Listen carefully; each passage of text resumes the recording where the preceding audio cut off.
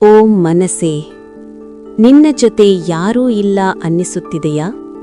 ಜನರ ಮಧ್ಯೆ ಇದ್ದರೂ ಹೃದಯ ಒಂಟಿಯಾಗಿದೆಯಾ? ಒಂಟಿತನ ಅಂದ್ರೆ ಖಾಲಿ ಮನೆ ಅಲ್ಲ. ಒಂಟಿತನ ಅಂದರೆ ಅರ್ಥ ಮಾಡಿಕೊಳ್ಳುವವರು ಇಲ್ಲ ಅನ್ನಿಸುವ ಭಾವನೆ. ನೀನು ತುಂಬಾ ಜನರಿಗೆ ನಗುತ್ತಾ ಕಾಣಿಸಬಹುದು, ಆದರೆ ನಿನ್ನ ಹೃದಯದ ಮೌನ ಯಾರಿಗೂ ಕೇಳಿಸದೇ ಇರಬಹುದು. ಒಮ್ಮೆ ಯೋಚಿಸು, ನೀನು ನಿನ್ನ ಜೊತೆ ಎಷ್ಟು ಸಮಯ ಕಳೆಯುತ್ತೀಯಾ? ನೀನು ನಿನ್ನನ್ನೇ ಸ್ನೇಹಿತನಾಗಿ ನೋಡಿದ್ದೀಯಾ? ಒಂಟಿತನ ಶಿಕ್ಷೆ ಅಲ್ಲ, ಅದು ಜೀವನ ಕೊಡುವ ಒಂದು ಅವಕಾಶ. ನಿನ್ನನ್ನು ನೀನೇ ಅರ್ಥ ಮಾಡಿಕೊಳ್ಳಲು, ನಿನ್ನ ಶಕ್ತಿಯನ್ನು ಕಂಡುಹಿಡಿಯಲು. ಯಾರೂ ನಿನ್ನ ಜೊತೆ ಇಲ್ಲ ಅಂದರೆ ನಿನ್ನ ಜೀವನ ಖಾಲಿಯಾಗೋದಿಲ್ಲ. ಕೆಲವರು ಬರುವರು ಪಾಠ ಕಲಿಸಲು, ಮತ್ತೆ ಕೆಲವರು ಬರುವರು ಜೀವನ ಪೂರ್ತಿಯಾಗಿ ನಿಲ್ಲಲು.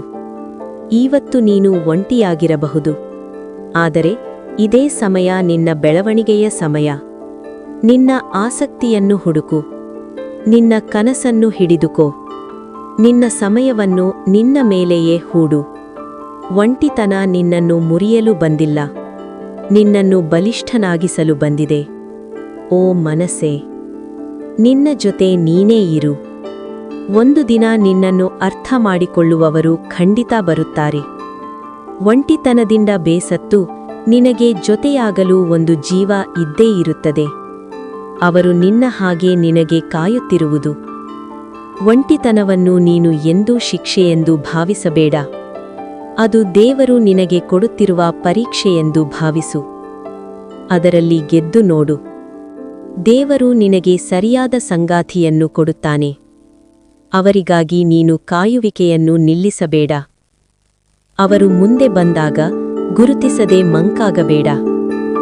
ಸರಿಯಾದ ಸಂಗಾತಿಯನ್ನು ಆಯ್ಕೆ ಮಾಡು. ಆಗ ಜೀವನ ಸುಖಕರವಾಗಿರುತ್ತದೆ. ಇದನ್ನು ಎಂದಿಗೂ ಮರೆಯಬೇಡ. ಓ ಮನಸ್ಸೇ, ರಿಲ್ಯಾಕ್ಸ್. ನಿಮಗೆ ಯಾವುದಾದರೂ ವಿಷಯದ ಬಗ್ಗೆ ವಿಡಿಯೋ ಬೇಕಾದಲ್ಲಿ ನನ್ನನ್ನು ಕೇಳಿ. ನಾನು ನಿಮಗೆ ಧೈರ್ಯ ತುಂಬುತ್ತೇನೆ. ನನ್ನ ಮಾತುಗಳಿಂದ ನಿಮ್ಮ ಮನಸ್ಸು ಹಗುರವಾಗಿದ್ದಲ್ಲಿ ಒಂದು ಕಮೆಂಟ್ ಮಾಡಿ, ಲೈಕ್ ಮಾಡಿ. ನಮ್ಮ ಓ ಮನಸ ಚಾನೆಲ್ ಅನ್ನು ಸಬ್ಸ್ಕ್ರೈಬ್ ಆಗಿ. ಇಂತಿ ನಿನ್ನ ಪ್ರೀತಿಯ ಓ ಮನಸ್ಸೇ.